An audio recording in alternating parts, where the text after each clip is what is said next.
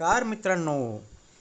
आज काय माहिती का, असं काय म्हणतात नाही त्याचा आज लोकमान्य टिळकांची पुण्यतिथी आहे. चला तर मग जाणून घेऊया लोकमान्य टिळक यांच्याबद्दल. भारतीय स्वातंत्र्य लढ्यात अनेक महान नेत्यांनी आपल्या कार्याने देशाला प्रेरणा दिली. त्यापैकी लोकमान्य बाळ गंगाधर टिळक हे अत्यंत तेजस्वी, विद्वान, निर्भय आणि राष्ट्रप्रेमी नेते होते. त्यांनी भारतीय जनतेच्या मनात स्वातंत्र्याची ज्योत प्रज्वलित केली. स्वराज्य हा माझा जन्मसिद्ध हक्क आहे आणि तो मी मिळवणारच, हा त्यांचा घोष आजही प्रत्येक भारतीयाच्या मनात उत्साह निर्माण करतो.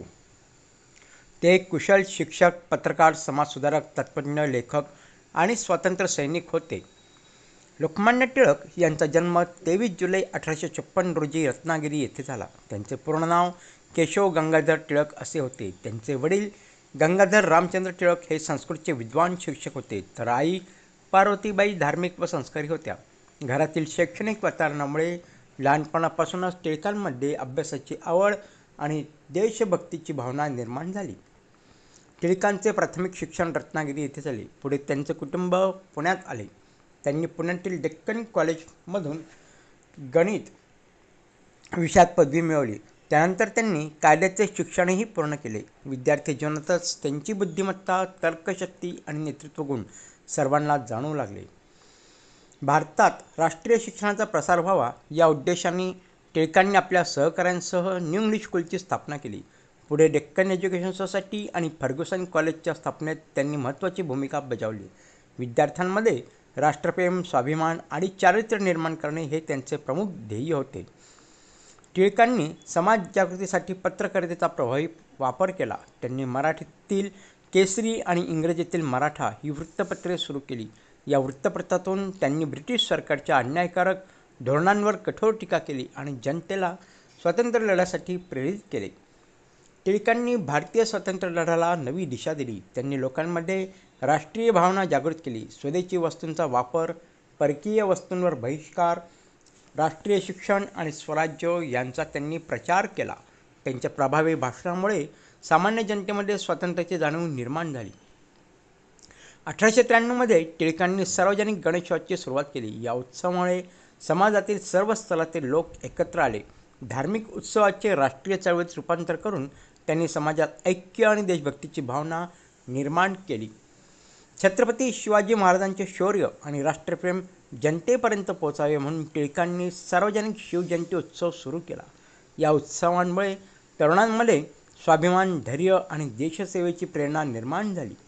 ब्रिटिश सरकारने त्यांच्या निर्भीड लेखनामुळे आणि भाषणांमुळे त्यांच्यावर अनेक वेळा खटले भरले. त्यांना मंडाले, ब्रह्मदेश येथील तुरुंगात 6 वर्षाची शिक्षा झाली. तुरुंगात असतानाही त्यांनी आपले लेखन कार्य सुरू ठेवले. मंडाले तुरुंगात असताना त्यांनी श्रीमद भगवद्गीता रहस्य हा महान ग्रंथ लिहिला. या ग्रंथात त्यांनी कर्मयोगाचे महत्त्व स्पष्ट केले. आजही हा ग्रंथ भारतीय तत्त्वज्ञानातील महत्त्वाचा ग्रंथ मानला जातो. 1916 टिळकांनी होमरूल चळवळीची स्थापना केली. भारताला स्वशासन मिळावे हा या चळवळीचा मुख्य उद्देश होता. या चळवळीमुळे देशभर स्वातंत्र्याची लाट निर्माण झाली. टिळकांच्या कार्यामुळे आणि जनतेतील लोकप्रियतेमुळे त्यांना लोकमान्य ही पदवी मिळाली. याचा अर्थ ज्यांना लोकांनी मान्यता दिली आहे असा होतो. ही पदवी त्यांच्या महान कार्याची साक्ष देते. टिळक अत्यंत विद्वान, निडर, स्पष्ट वक्ते आणि राष्ट्रभक्त होते. त्यांच्यात प्रखर नेतृत्वगुण होते. संकटांना न घाबरता त्यांनी आयुष्यभर देशसेवा केली. 1 ऑगस्ट 1920 रोजी मुंबई येथे लोकमान्य टिळक यांचे निधन झाले.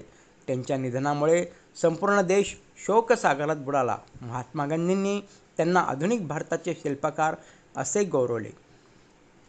लोकमान्य बाळ गंगाधर टिळक यांनी भारतीय स्वातंत्र्य लढ्याला नवे बळ दिले. त्यांनी शिक्षण, पत्रकारिता आणि समाजजागृती आणि राष्ट्रसेवा या सर्व क्षेत्रात अमूल्य योगदान दिले. त्यांचे विचार आजही प्रत्येक भारतीयाला देशप्रेम, कर्तव्यनिष्ठा आणि स्वाभिमानाची प्रेरणा देतात. त्यांचे जीवन हे राष्ट्रसेवा, धैर्य आणि त्याग यांचे सर्वोत्तम उदाहरण आहे. प्रत्येक भारतीयाने त्यांच्या आदर्शाचा स्वीकार करून देशाच्या प्रगतीसाठी कार्य केले पाहिजे. लोकमान्य टिळक यांचे नाव भारतीय इतिहासात सदैव सुवर्णाक्षरांनी लिहिले जाईल. तर मित्रांनो, तुम्हाला आजचा हा व्हिडिओ कसा वाटला ते नक्की कळवा. आणि हो, या व्हिडिओला लाईक आणि सबस्क्राईब करायला देखील विसरू नका. आपण पुन्हा एकदा भेटूया एक नवीन विषय घेऊन. तोपर्यंत नमस्कार.